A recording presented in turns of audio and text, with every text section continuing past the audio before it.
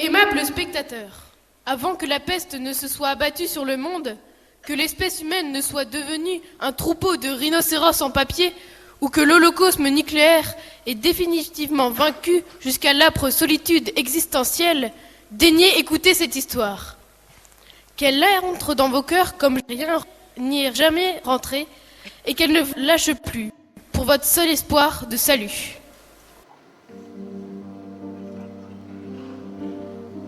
Dans cette histoire, Morel, le héros, réalise qu'au milieu du XXe siècle, nos civilisations ont relégué les droits de l'homme à l'incongruité. Morel est une sorte desperado qui refuse de capituler contre toute forme de domination systématique. Pour lui, il est devenu urgent de lutter contre les droits du plus fort surgis de la nuit des temps et de proclamer les droits du plus faible. Un amant des oppressions monstrueuses, totalitaires, il souhaite dénoncer l'ordre sournois qui fait que l'homme ne s'autorise à ne laisser aucune marge aux autres espèces. Pour lui, la défense de toute minorité opprimée, qu'elle soit humaine ou animale, participe au soutien de la cause humaniste en général et à celui, plus vaste encore, de la liberté.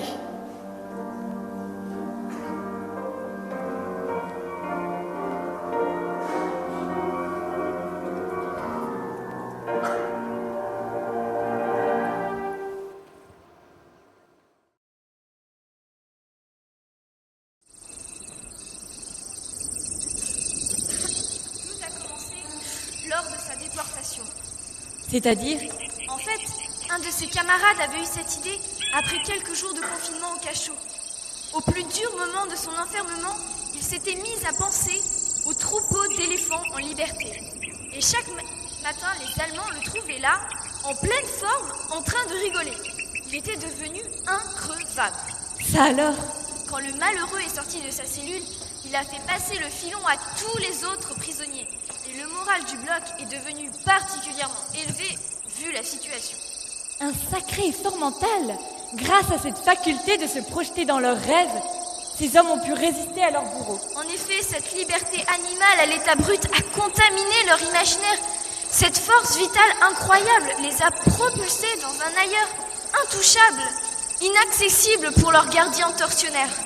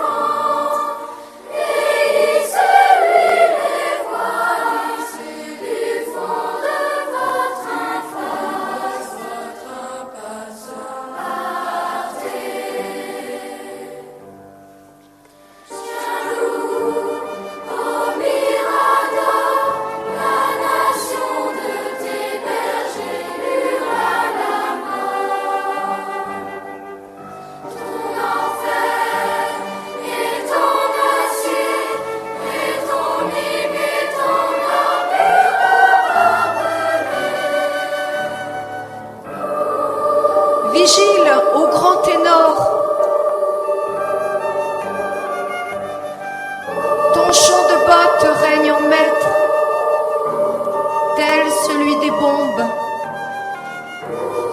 Alors, les racines de la colère vendangent dans le ciel.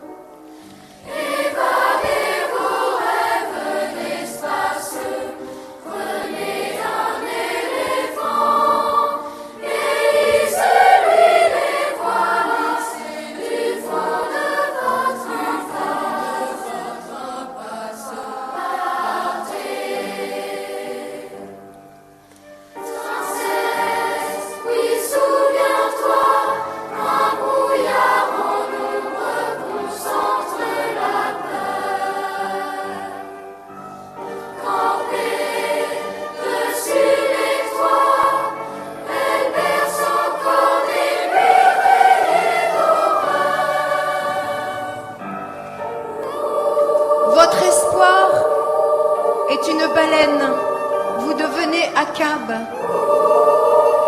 Vos bourreaux deviennent sirènes, vos barreaux des baobabs. Dans vos vaisseaux s'engouffre le vent du désert, de la mer, le chant des éléphants.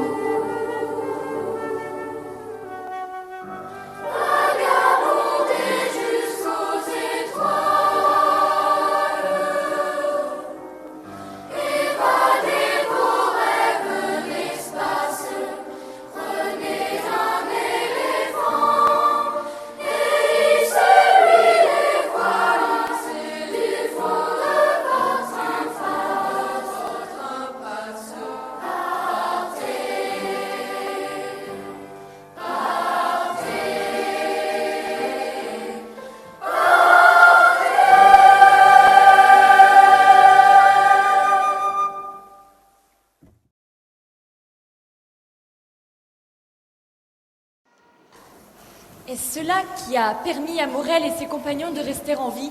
Certainement, on raconte que Morel était dentiste de profession, mais ce n'est assurément pas l'ivoire qui l'a mené en Afrique. En fait, Morel s'est intéressé aux éléphants, car il avait une dette envers eux. Ces animaux lui avaient en quelque sorte sauvé la vie. C'est du moins ce que Mina, la serveuse du bar, le Tchadien, racontait à qui voulait l'entendre.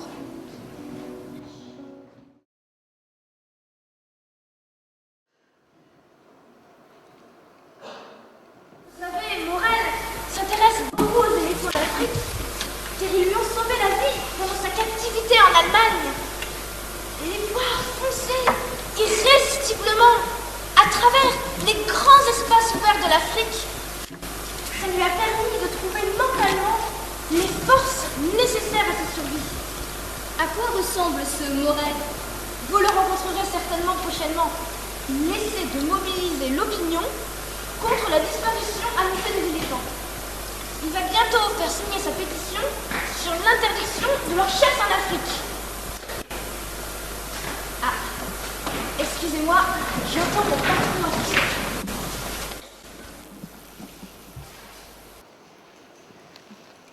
Monsieur Orlando, soyez le bienvenu dans mon établissement.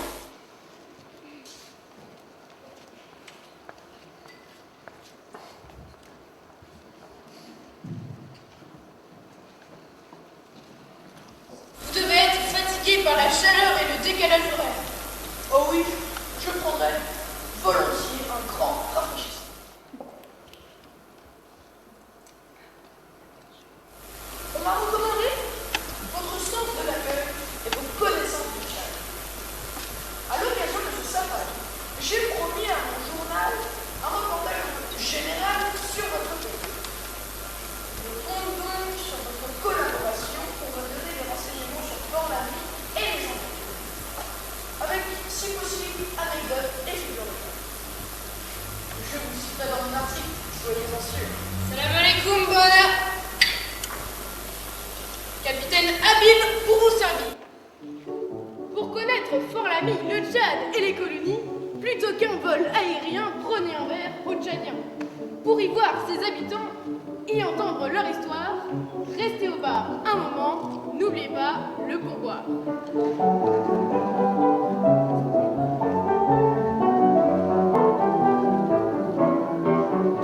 Aussi vrai que la terre est ronde, les hommes sont des chasseurs, parcourant le vaste monde à la vue d'un prédateur. Les noirs chassent pour la viande, moi je chasse pour le sport, pour les voir en contrebande, je me vends au plus fort.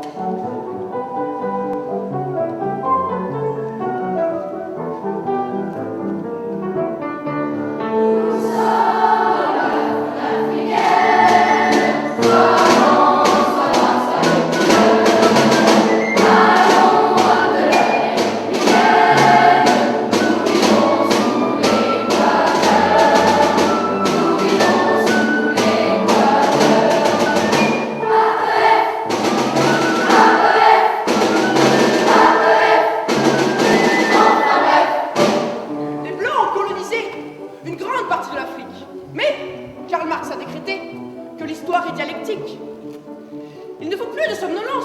L'heure est à l'indépendance. Je vous montrerai la voie et je vous dicterai ma loi.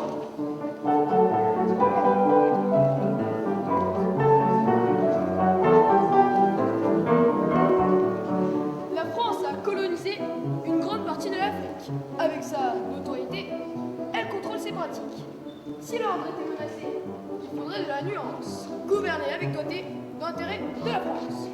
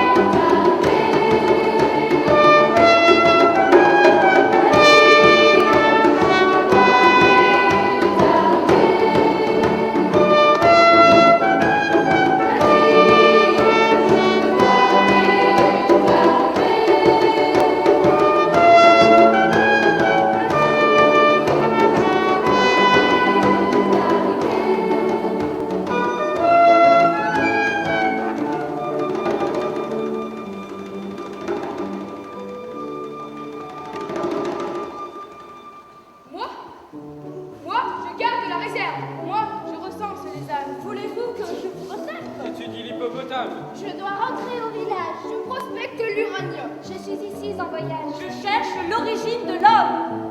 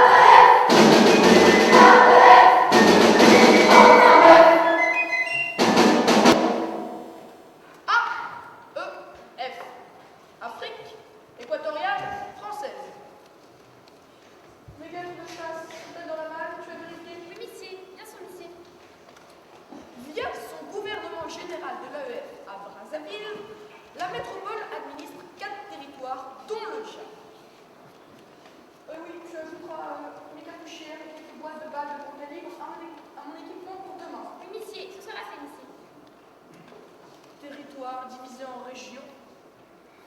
Le gouverneur de la région, ah oui, gouverner avec loi T. Région, district. Excusez-moi. N'avez-vous pas entendu parler d'un certain Morel qui aurait pris fait et cause pour la sauvegarde de la faune africaine? On rapporte qu'il a déjà tiré sur des safaristes et même rossé un chasseur. C'est-à-dire que oui, non, personne ne sait exactement.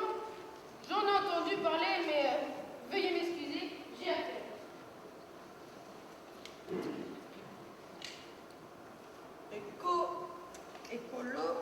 Écologisme, prospection, colonie, national indépendantisme.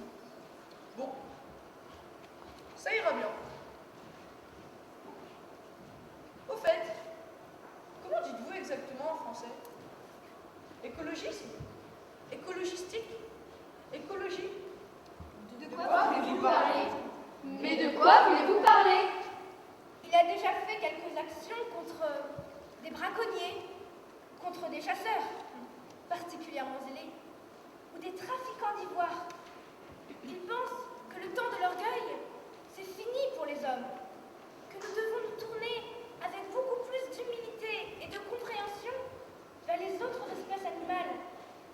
Il est urgent qu'ils aient de la place pour exister, qu'il leur soit laissé marge, vous comprenez? Et vous, quel est votre avis sur cet homme et sur la question? Vous me demandez mon avis à moi, l'entraîneuse du Tchadien, la bafouée de la vie, moi, l'enfant violé par ce bourreau, la rescapée des barbaries? Et pourquoi pas? Moi, je pense que les chiens, ça ne suffit plus. Les gens se sentent drôlement seuls. Ils ont besoin d'une autre compagnie. Il leur faut quelque chose de plus gros, de plus costaud, qui puisse vraiment tenir le coup. Non, les chiens ne suffisent plus. Il faut au moins les éléphants.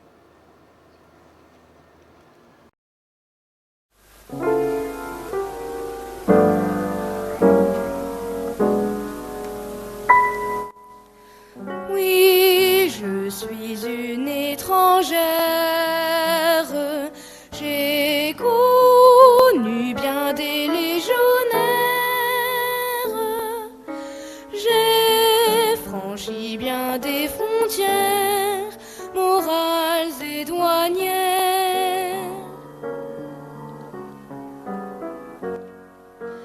Ma vie est un long voyage avant de me poser dans ces parages. Ne me lancez pas la pierre, écoutez mon histoire en buvant votre bière. Le monde a connu